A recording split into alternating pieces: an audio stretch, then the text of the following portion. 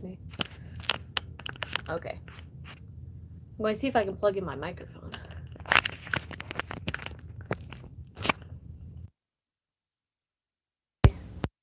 Way of checking if that works or not. So instead, we're just gonna. It's fine.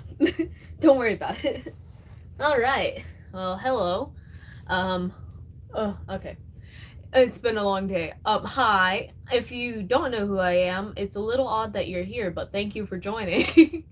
um, my name is Haley Zell. I am a musician, and for the purposes of today's live stream, I am also a vinyl collector.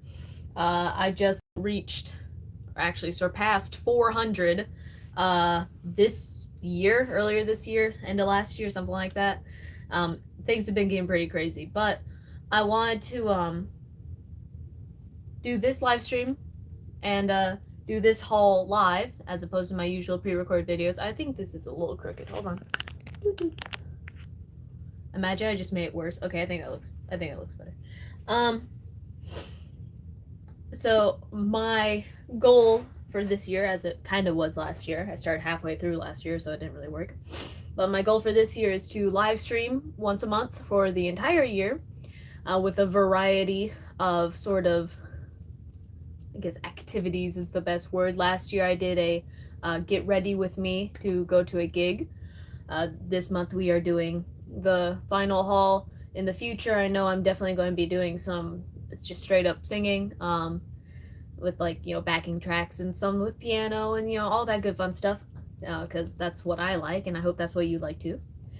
But while I'm here, I'm just going to go ahead and get started. So this particular record haul is from my trip to Fort Myers. If you've been on my channel before, then you know that whenever I go out of town, I like to go to a local record store and kind of browse. And I was at a writing conference, and this was the store that got recommended to me.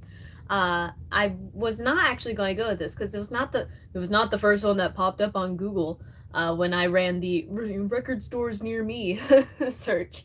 It was like the third one, but I was talking to some girls at the conference, and they're like, "No, you need to go to Actually, wait, no, sorry.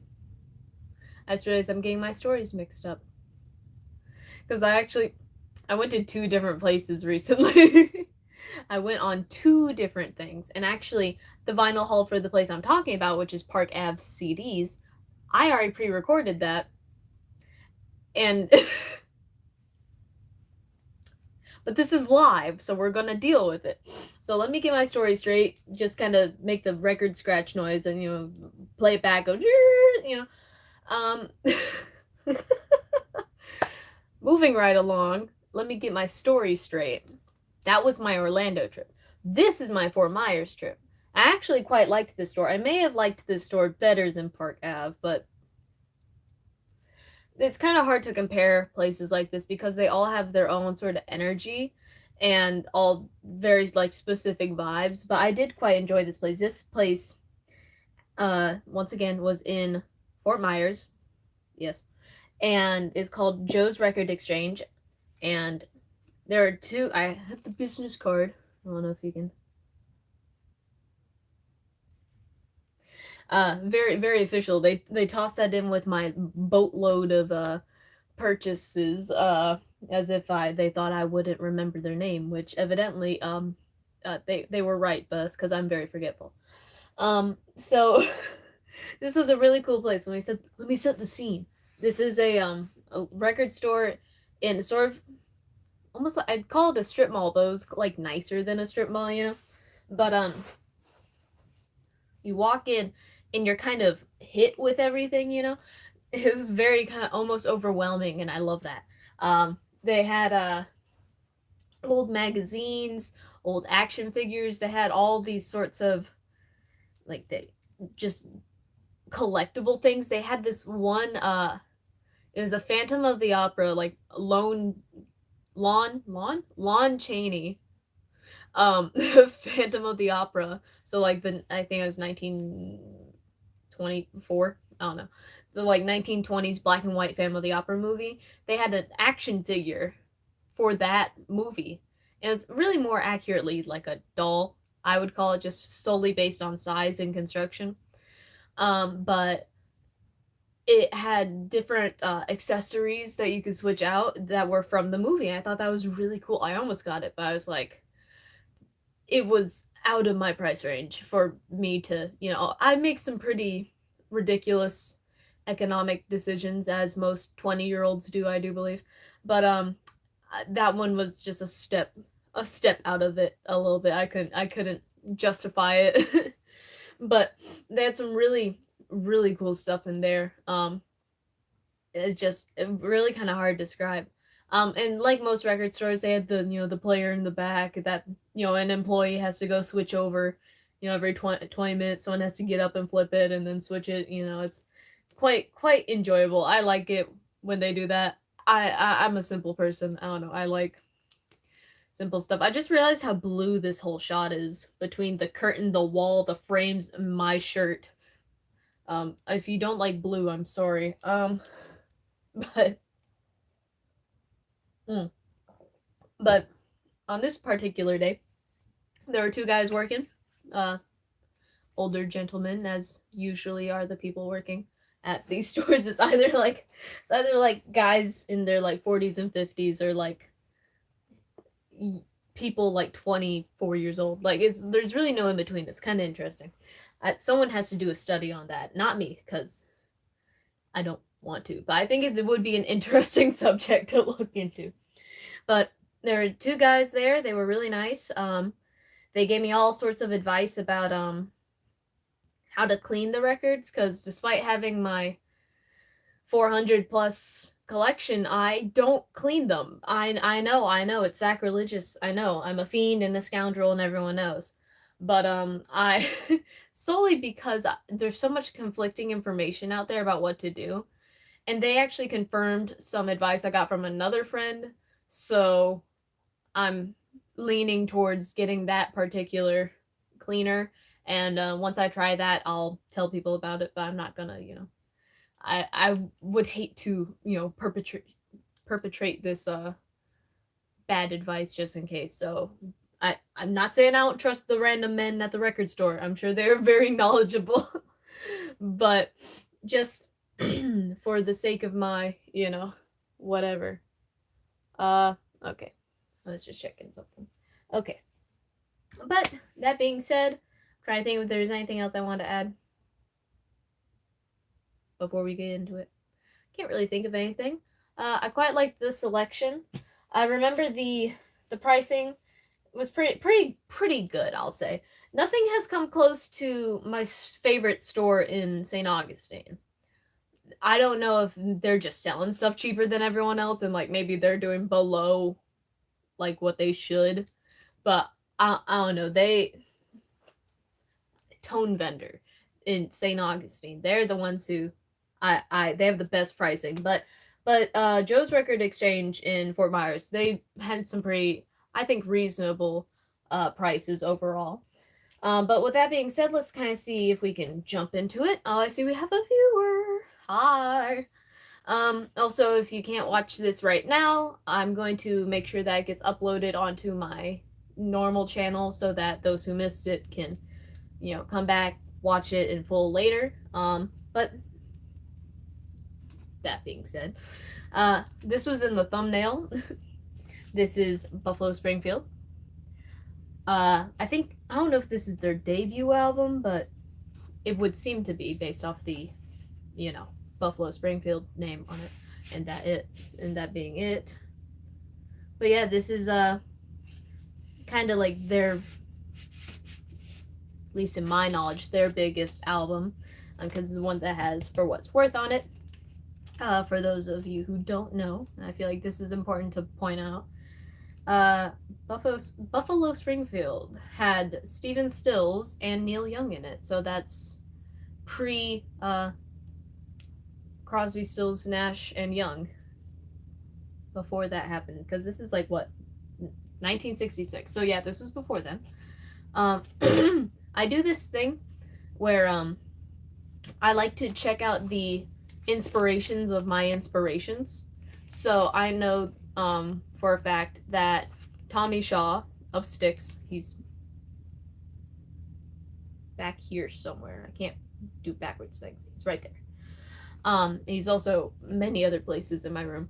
But I know for certain one of his biggest inspirations is Stephen Stills, and specifically he's mentioned Buffalo Springfield. So I like to check out the inspirations of my inspirations to see if I can get more inspired. So I think it's important to kind of follow that, almost like the genetic lineage of how music gets made. So you look at all the bands that were spawned from the Beatles, and then you look at all the bands that got spawned from the bands that got spawned by the Beatles. It's very interesting in my opinion. But moving right along, have Alice Cooper. Something about him, I love him. I don't even really know that many songs by him, but something about him. He's a nice guy. His episode of The Muppet Show was really good.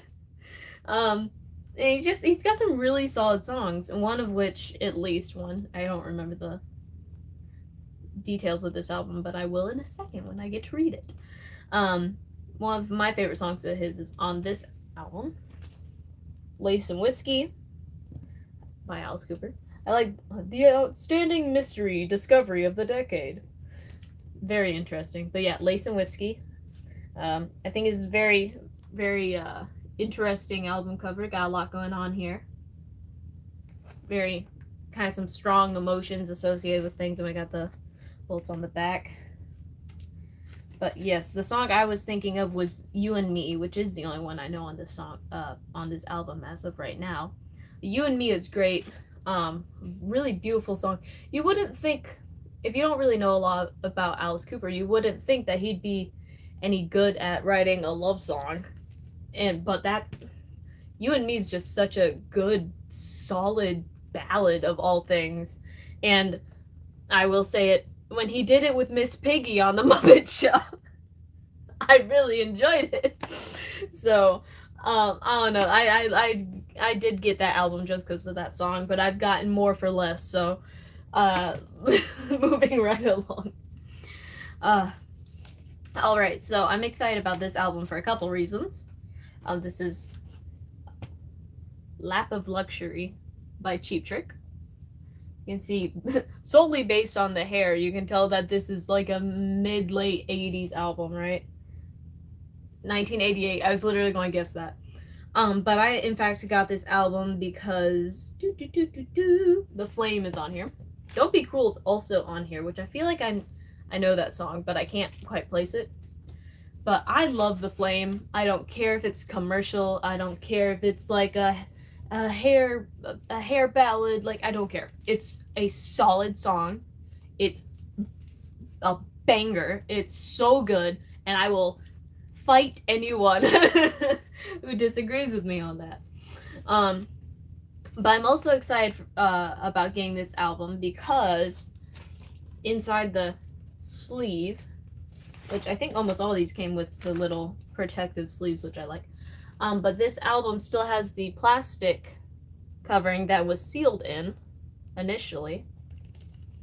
See, I can stick my finger in between, which means that this sticker with all the, featuring The Flame, the singles sticker. I don't know if that's what it's called, but in my head that makes sense. The single sticker is there, and I can remove it. And I actually keep a journal. I wonder if I can grab it from here. It's difficult to do because the two plastics are like fighting for dominance. Hold on. You think I'd be better at this? Okay. I have a notebook. Let's see if I can see it from here. Haha. I saw it. Full disclosure, I saw this on TikTok and immediately stole the idea. So this is a journal with a sort of fake vinyl style on it, and in it I put the little single stickers in here. So like these are old ones for Styx, for a Styx picture disc. See, as the Styx pieces of 8 picture disc. Then single sticker, that's Remo's theme. What If by Tommy Shaw. A Bowie album, some stuff for the Hailstorm Vicious album, including the digital download little code that I got that expired before I bought the album, and I bought the album sealed, so I don't know, I find that kind of hilarious. Here we go. Some stuff here. Record Store Day. Let's see. Some just Ted Nugent's Intensities. Yeah, I just stuck that on there because I thought that was funny. Just other things. I don't have a ton of them. So yeah, that's all I really have. But you know, David Bowie poster enclosed, you know. So I've just been collecting stuff because I have a hard time throwing that kind of stuff away. And I also think it's cool. I think it's a insight into what people found important. So like with these albums, they found like these singles important, but what was important then, like the singles, how do those compare to what we know these bands for now? You know, I think it's very interesting to look at sort of historically. So I'm excited for for the sticker on the Cheap Trick album. I'm also excited to listen to it, but I am pretty excited about the sticker. Next, Dire Straits, Brothers in Arms. I was making sure it was plural and not singular. Yeah, Money for Nothing, Walk of Life, Brothers in Arms. I actually really like the song Brothers in Arms. It was in an episode of The West Wing, and they used it very effectively, and it was very upsetting. So I'm ready to be traumatized again. But yeah, I also find this album cover be very interesting, bringing it back. This kind of light blue, and then like, is it flying? What's happening with what's going on here? I don't very well know, but that is certainly something. What it is, I don't know, but it is something. Remember what I said about being excited about the sticker? Well, that continues on on this edition. David Lee Roth, Crazy from the Heat. This Easy Street, Just a Gigolo, California Girls, and Coconut Grove. I don't know Easy Street or Coconut Grove, but I do, in fact, I know quite a bit about Just a Gigolo and California Girls. I actually did a project my senior year of high school. We were studying the 80s, and we did a music video project, and I picked David Lee Roth, and I analyzed those two videos, like, frame for frame, sort of like the references, him making fun of people in the other, making fun of like Cyndi Lauper and stuff in the Just a Gigolo video. All his videos are very interesting, but there's also this beautiful outline of a lady here is also a sticker that I get to add to my book, so I'm pretty excited.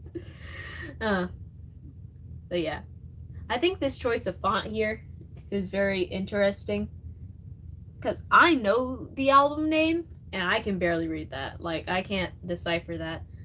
I don't know, maybe it's just me, but I was just kind of like, huh? Like, what are you doing? But maybe that's my problem.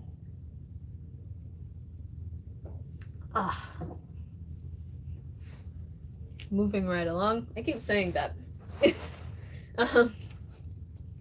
Next, I could just say next like a normal person. This is Atlanta Rhythm Section, a rock and roll alternative. I think their marketing is pretty solid because I just picked up another album of theirs, which you'll be able to see in my Orlando haul. Can't speak today. You'll be able to see that, and it has sort of a similar, it's got like a different art direction going on because this is just a photo, right? This is just, but the other one has like a drawing, and the art styles between the two of them, while they might have different like concepts, the coloration and sort of feel of the two albums are very similar, so they're pretty solid there. But yeah, I got this album because it has, this is my favorite Atlanta Rhythm Section song actually, So Into You. I just think that's such a solid song. It doesn't, I don't even know, man. It's just so solid. It's just got such a strong vibe to it. If I wouldn't get struck immediately with copyright, I would play it, but I would like this to not get copyright infringed because 90% of my videos already do because I'm posting covers, which that's fair, but these are normal. Not that I'm monetized or anything yet, so I mean, it's not like it's really making that much of a difference, but still, I try to not threaten YouTube, but so much. So I kind of picked this one up on a whim, because as much as I love this artist, I don't actually know a lot of his solo work. I feel like I always build it up in such a interesting way. So this is George Harrison. It's George Harrison, Cloud 9. That's why I flipped it around so I could see it. I would be lying if I said I wasn't at least partially inspired to get this because he's holding a Gretsch, and that I want one so bad. I can't even play guitar that well, but whenever I have way too much money to spend on whatever I want, which is, you know, the goal, I will one day get a Gretsch, either a full hollow body or a semi-hollow. I want so bad. But the last song on this album is Got My Mind Set on You, which always gets stuck in my head for some reason. Which is especially weird because I'm not sure I've ever actually listened to that whole song, but it's just it's just there. It's there. It's always there. It will not leave me alone. So I don't know. I don't know. I got it maybe to try to get the song out of my head, but I don't know. I thought I heard a noise, and I think it's actually just me exhaling, but I'm easily startled, so I don't really know what just happened. But next, let's not say moving right along for like the 5th time. Let's just say next like a normal person. So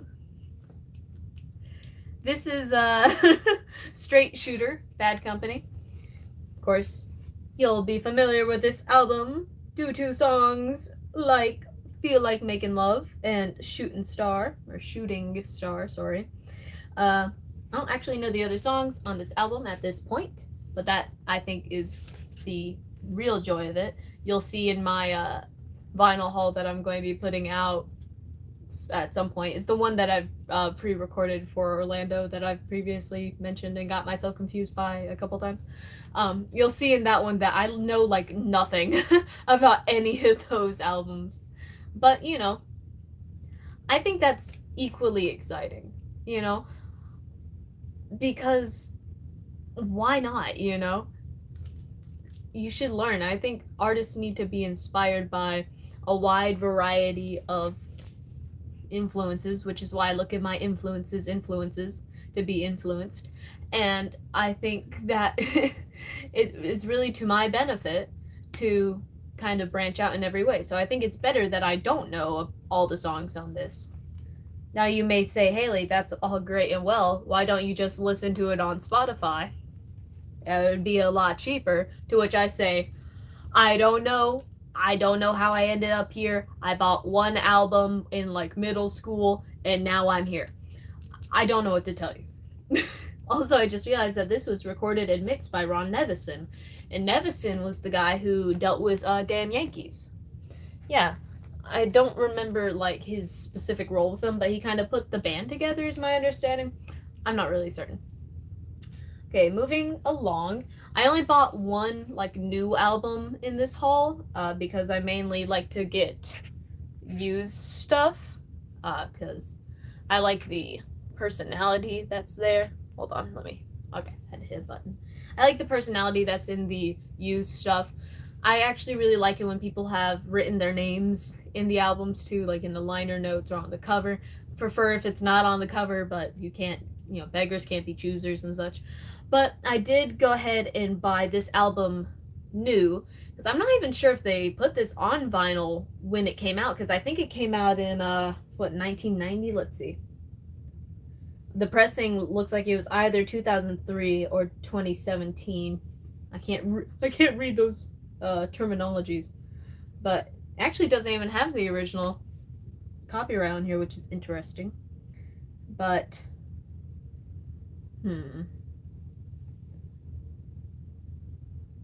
weird. Sorry, I was reading the back.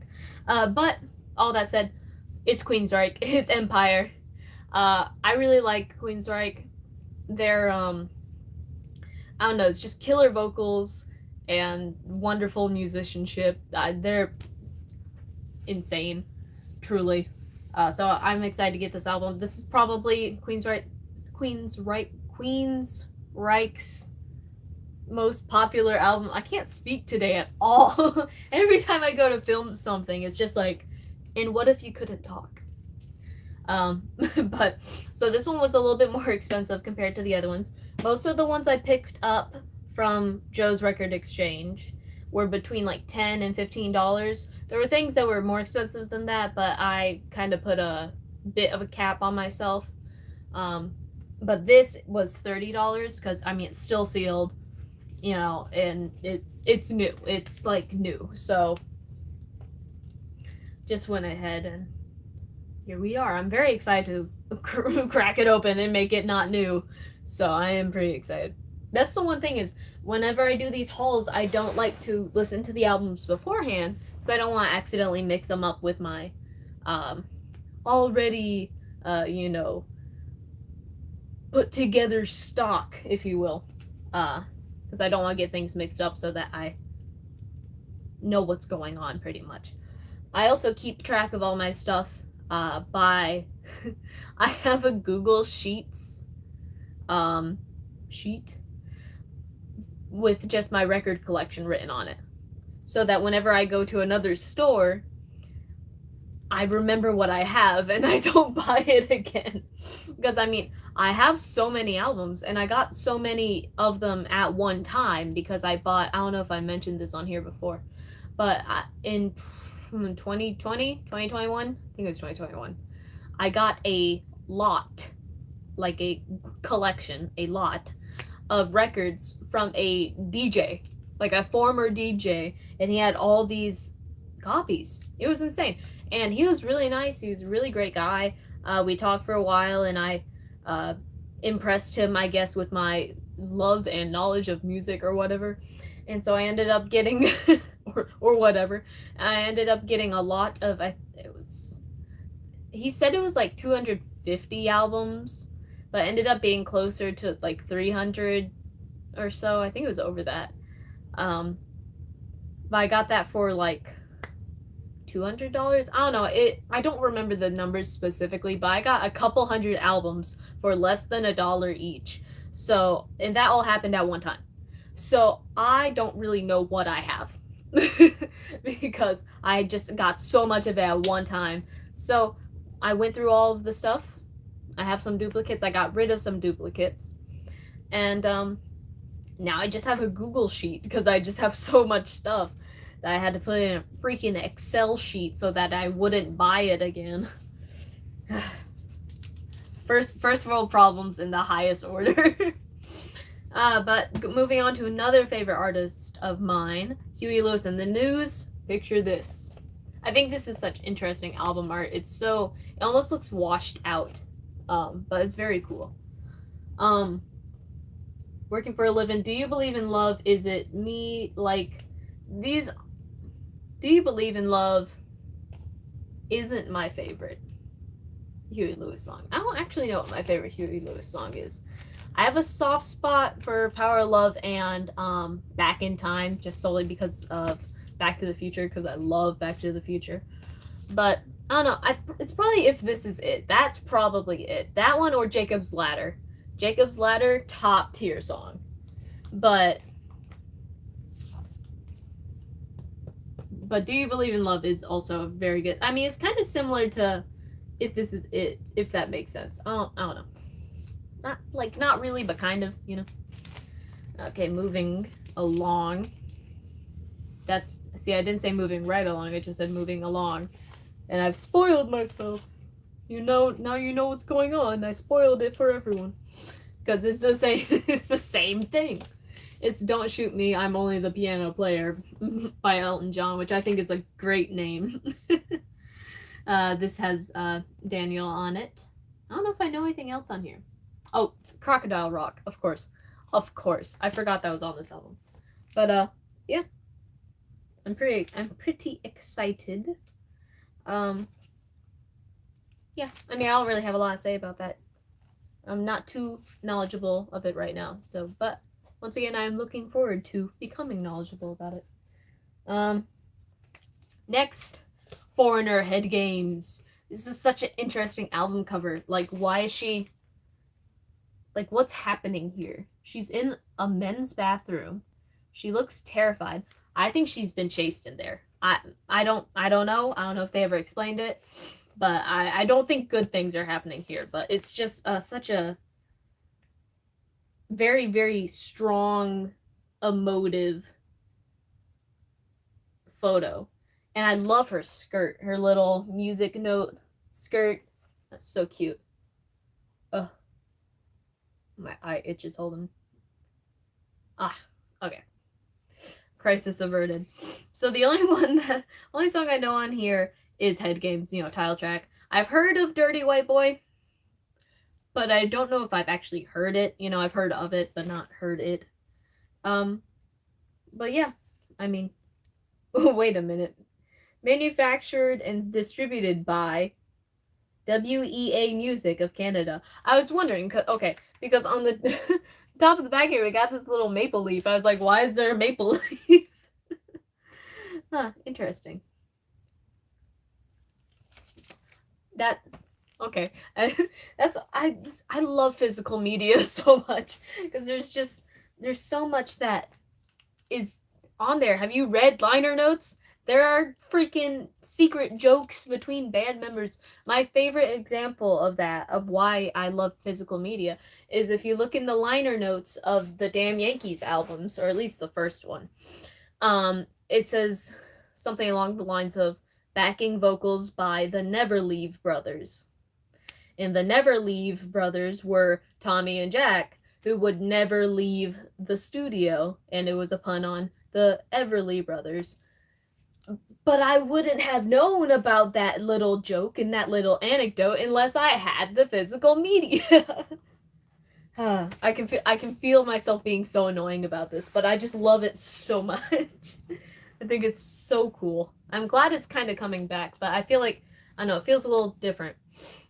Also, like, literally, like, if you... The Queensryche album, the Foreigner album. These are both single disc albums, I believe. Yeah. And the Queensryche, because it's newer, it was probably done on 150 gram. I don't know, I don't have the numbers. But this weighs more. It literally weighs more than the Foreigner album. That's how it is with a lot of new albums. I don't know what the deal is. I don't know if they don't make the stuff anymore to make them out. I don't know. I don't know details. I don't know why they do that. I should find out, because that sounds interesting to me, at least. But I think that's why they sound different. I don't know. I'm so easily invigorated by this stuff. I think it's so interesting. Next, I almost said it. Stevie Nicks, Rock a Little, is such a perfect album cover for her, with the spinning shot there, and a very classic look for her there. Do I know anything on this? Talk to me, of course. I was like, I know some song on this. I've heard of, has anyone ever written anything for you? I think, I'm trying to remember if that's the song that she wrote for Joe Walsh. Because they dated for a while. And I think I remember something about that. But I don't know. Anytime I look up their relationship, I just get heartbroken because they were both like so into drugs that they just had no idea like what was going on, and they it's it's a tragic story. I want to say I recommend it because it's interesting, but also like I don't because it will hurt. It will hurt you. The knowledge of this may hurt you because it hurt me. Anyway, moving on, and I feel justified being able to say my little slogan there because I am now distraught about Stevie Nicks and Joe Walsh again. Anyway, so I got this album. I actually already have a copy of this, but I consulted my sheet and I did this on purpose because while I already own a copy of Melissa Etheridge's debut album, it skips like a lot. So I said, okay, I guess we'll just get another copy. So I'm going to hope this one doesn't skip at least as much. I'm a little bummed because the singles sticker is directly on the album, so I'm certainly not going to take that off. I'm not touching that. That's going to live there. But I'm hoping this will play better because I mean, this is like all of her songs like that, at least that I really like. Similar features, like the way I do. My band has been playing for like, what year is it? Probably like 2-3 years now. I love that song. Bring Me Some Water. It's a great album, so I'm just really hoping that it will work. Oh, wait, hold on.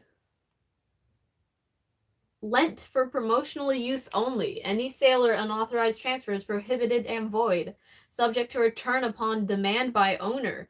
Acceptance of this record constitutes agreement to the above. That's so cool. I've seen the promotional use only things. Also, this is like stamped on here. See, it's like there.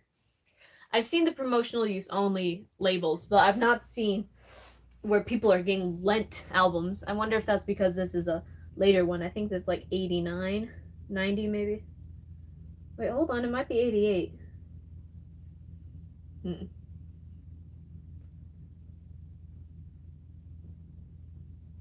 Unclear.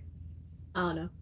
But hey, it's also available on compact and sorry, it's also available on cassette and compact disc. But I wonder if it's being lent out because of kind of that reason, because they also had other ways to transfer the media. I don't know what I'm saying, really. That's interesting. I've never seen it for lending purposes. Very interesting. This is kind of a big haul. This is like one of my 40 minutes, and I talked for a while, so this is probably going to last a full hour. So I hope you're having a good time, because I am. So I got another George Harrison album. This is Somewhere in England. Looking very interesting there. It's got such an interesting look about him. I don't know any of these songs. Like not even like I've never even heard of them. However, I know I trust him. I feel like he'll pull through on this one, so I'm intrigued to see what he has there. Oh, nice. I went on this trip in January, and now it's almost March, so I'm kind of like, oh yeah, this is what I bought. So another Bad Company album. This is the self-titled, and this is the Bad Company album. So it's Bad Company by Bad Company featuring the song Bad Company.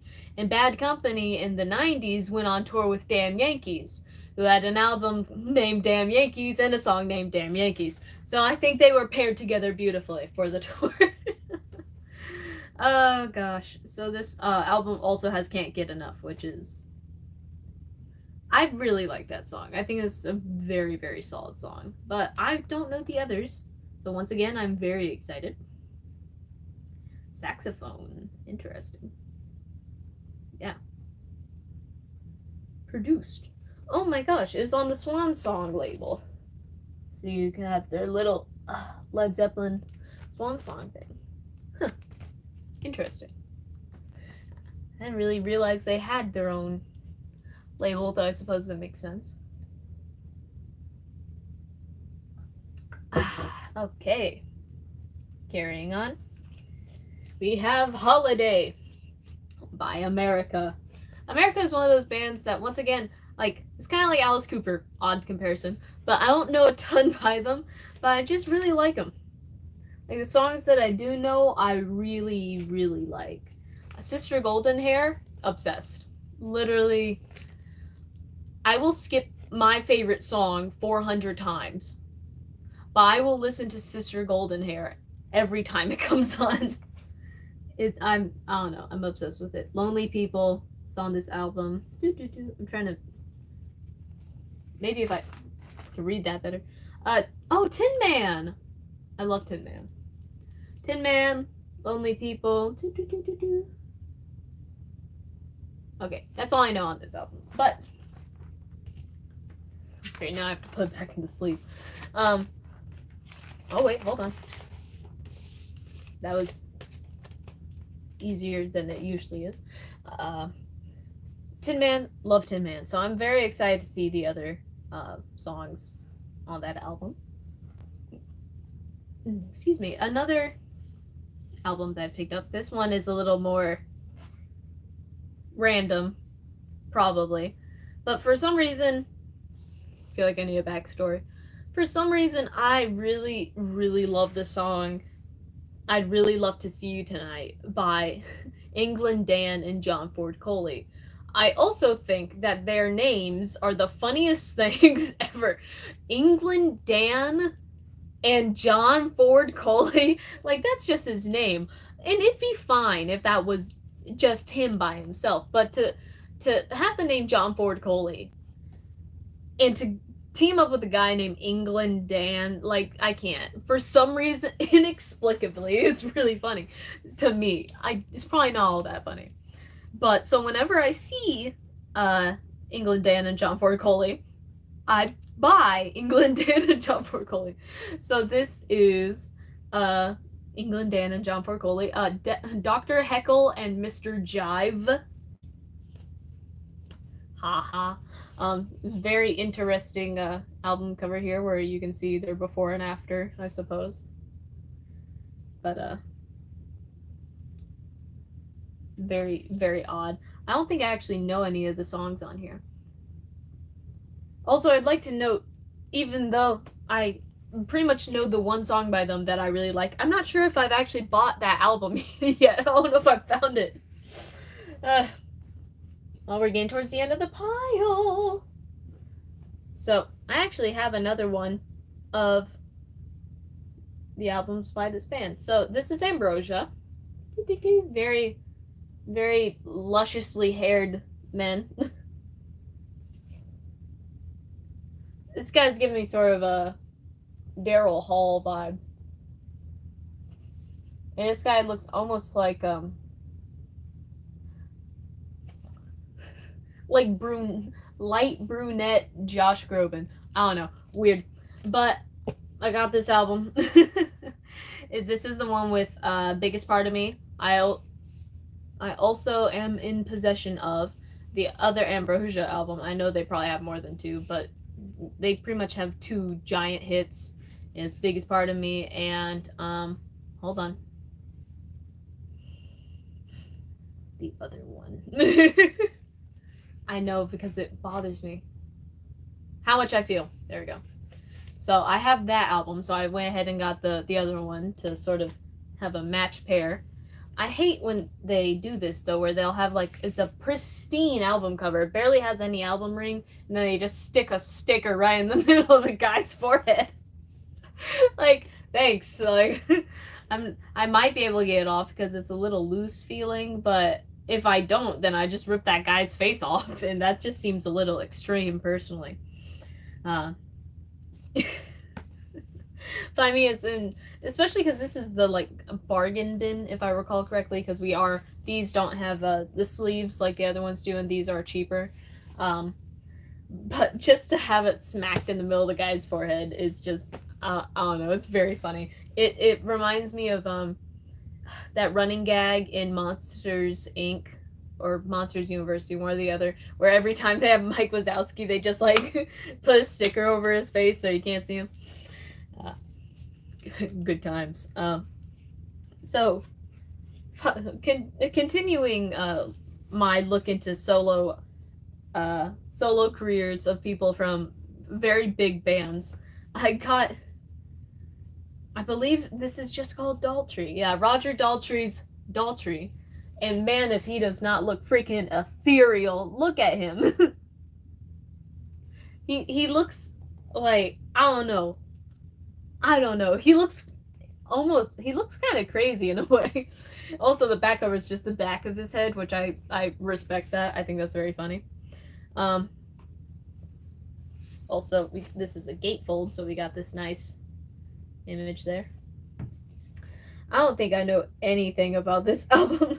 I just saw the cover, and I was like, I'm a person with eyes. I think Roger Daltrey is pretty gorgeous, so I was like, if anything, I'll just I'm getting this just to look at him, if for no other reason. And I like some of his I know his in the later 80s maybe he had a song called Days of Light, which I really like, and I have a feeling this is probably not going to be in that same area because that was a little poppy.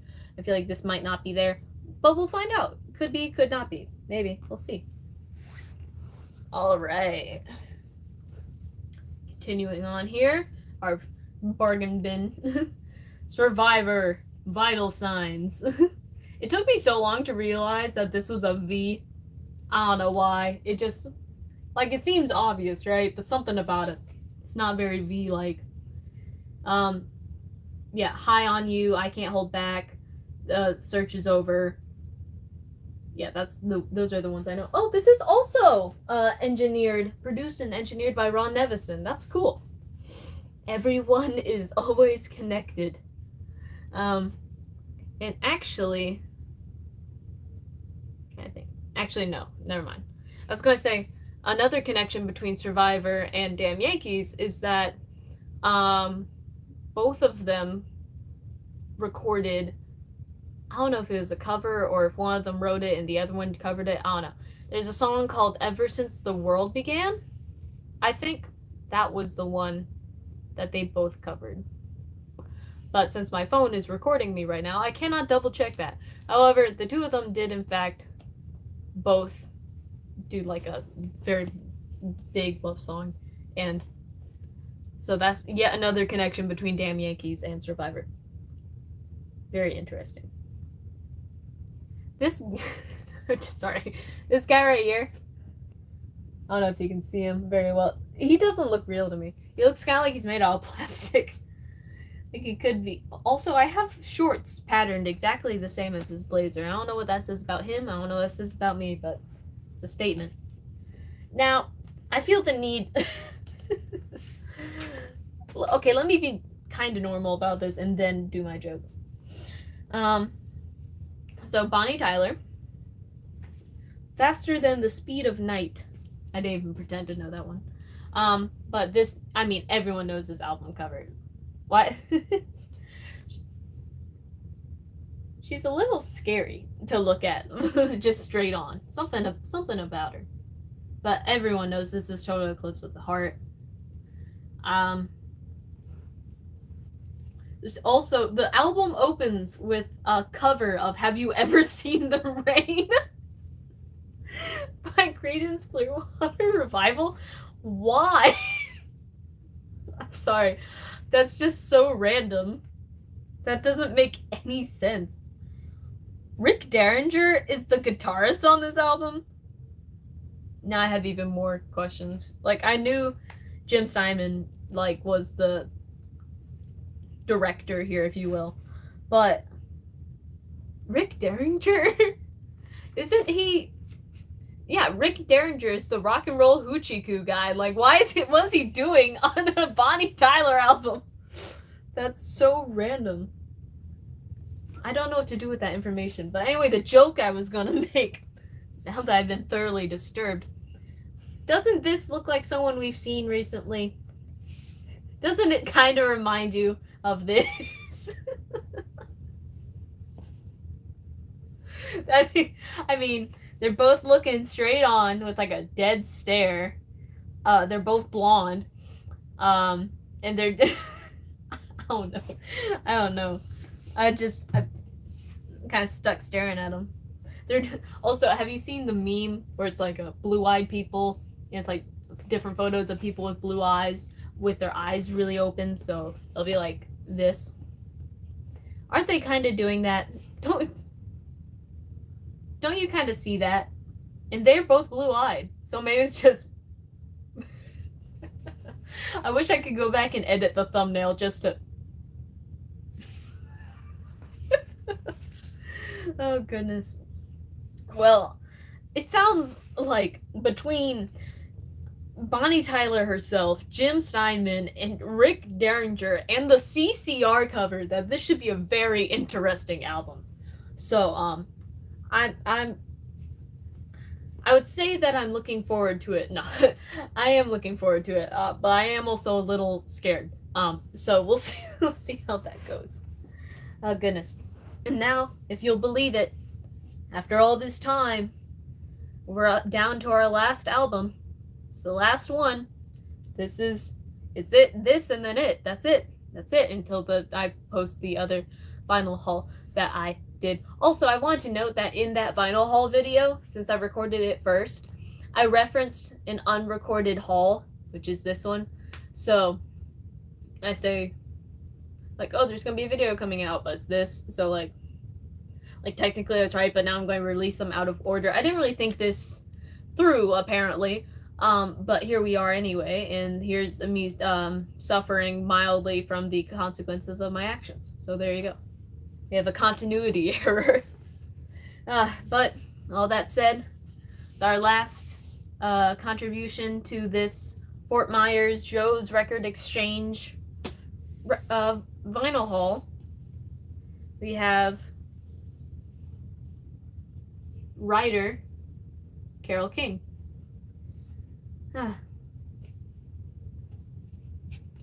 This back shot, profile picture, well, profile shot, more so what I mean. It feels like that scene in the Lady Gaga, Bradley Cooper version of A Star Is Born. They may have done it in the other ones, but I know they did it in that one where she goes like the profile and she like traces her nose, because she also has like a more rounded nose, kind of where it has like the, instead of being like straight, it's like rounded. So it sort of feels kind of like that shot.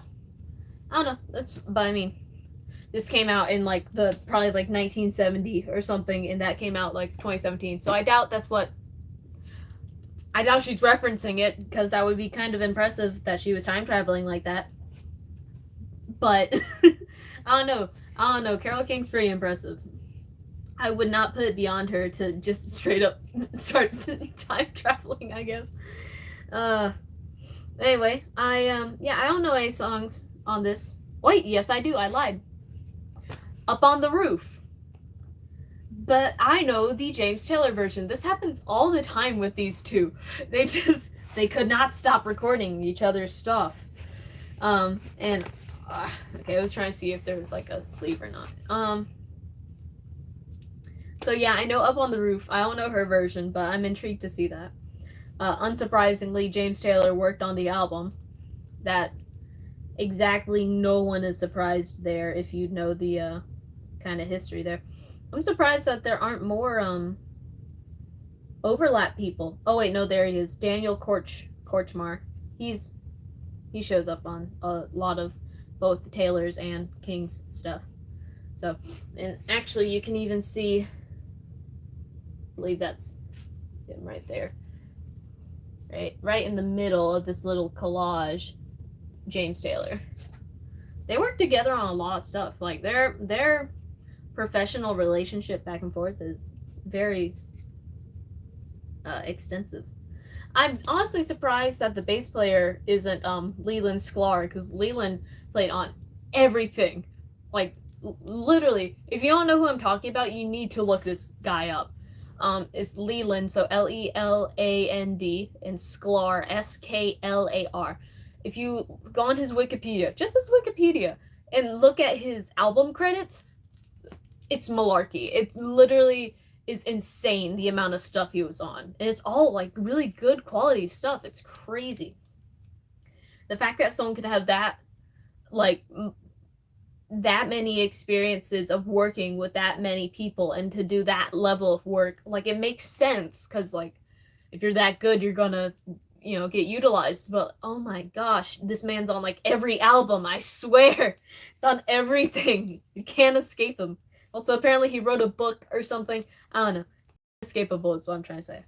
But with with once again another James Taylor Carole King crossover, that marks the end of the record haul from Joe's Record Range in Fort Myers once again. Here's the business card.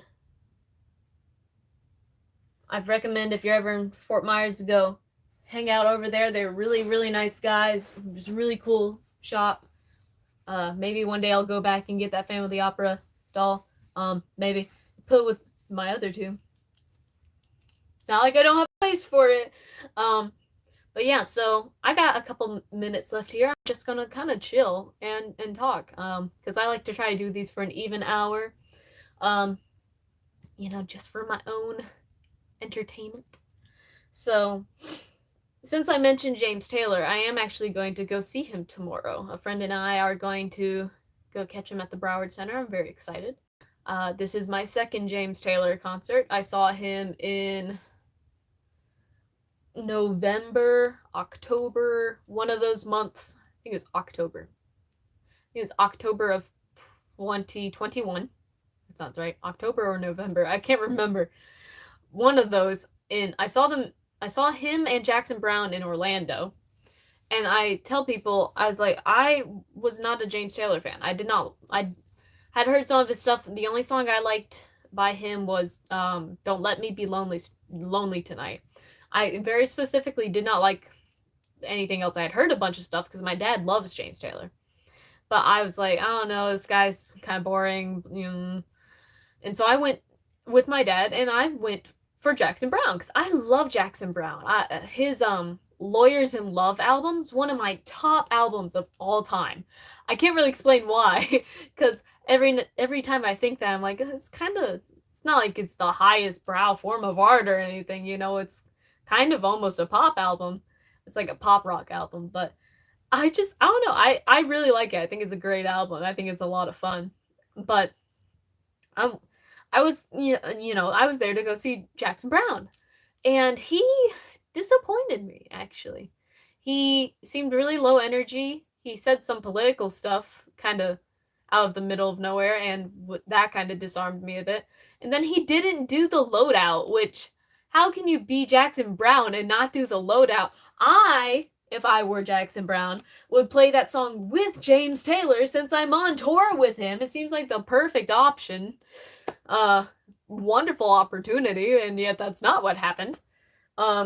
So Jackson Browne gets off the stage. I'm kind of bummed because I'm like, okay, well, that wasn't really what I was expecting. And then James Taylor comes on, and he's like the nicest guy on the face of the planet, and he's talking to the audience like we're like friends, and it's like this very easy conversational chill thing, and he's just got this great energy about him, like not like a running around in circles energy, but just like a pleasant, inviting energy. He's very nice, and his band, everything he had, everyone he had, everything he did, everything he said was amazing. To the point that I remember they were doing Steamroller, which I had listened to a live version of before a couple times, and I actively disliked it. And here I am sitting in I think I was kind of in like a box, if you will. I'm sitting at this concert from a distance, and I'm going the entire time they're playing this song, because it just blew my mind. I'd never seen people play like that. and it was the most ridiculous thing ever. I left there completely converted. I was a full James Taylor fan, and so when I saw the tickets for the show tomorrow, I dropped some money. That was one of the quickest things I've ever bought. I saw it and I bought it. I said, this is not a responsible financial decision. Do it. But so I'm very, very excited to go do that tomorrow, and yeah, there will be photos. There are always photos, so I'm going to take some photos. I'm going to wear the shirt that I got at the last concert to go see him tomorrow, so I'm very, very amped. But with that said, we have hit an hour. Thank you for listening to me rant about several topics. I know that with this sort of longer form, informal style thing, I probably meandered off track a little bit more than usual. But granted, only a little bit more than usual. I kind of meander anyway. But thank you for watching. I hope you enjoyed. I know I enjoyed. I apparently am very good at talking to myself sometimes. So I've just, put it in front of the camera, same experience. So I'm having a wonderful time. And if you're watching this after the live, thank you for checking in on us. And by us, I mean me and my multiple personalities, apparently. I don't know why I said us. But thank you for checking in. I'm glad that you're here now, even if you couldn't make it originally. I know I kind of threw this out there in the last minute, so apologies. And March is looking like a good month. I got 2 shows planned with Stone Lace, my band. One of them on my birthday, March 18th. That will be a very big day because I'll be turning 21. And also I got some surprises, some information that's gonna drop. But I'm gonna tell you that in some of my social media posts because I don't want to drop that here. That feels like the wrong time. So if you want to see that when I say that, because you're gonna want to see this information, I think I want to see it, and I'm relaying it. You can find me on social media on Instagram, Facebook, and TikTok under my name, Hailey Ezell, HAILEYEZZELL, and the word musician. And yeah, you can use that to find me pretty much anywhere. And if you find me on one, there'll be a link to where you can find me elsewhere. I also have a website, and I have merch as well. I'm not wearing it today. I'm wearing this bangin' Doobie Brothers shirt that I got when I saw them in July of last year.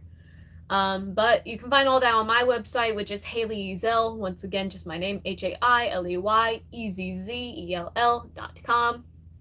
Very simple to remember. In my opinion, it's my name.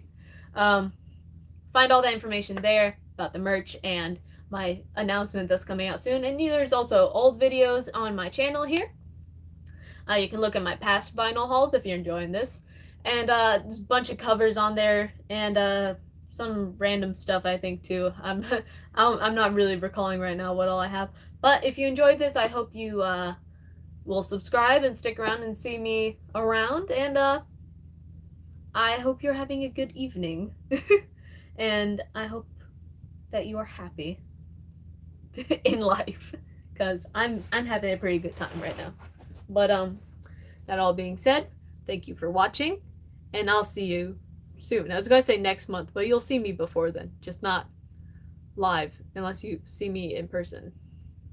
But you could. I need to stop talking. Bye.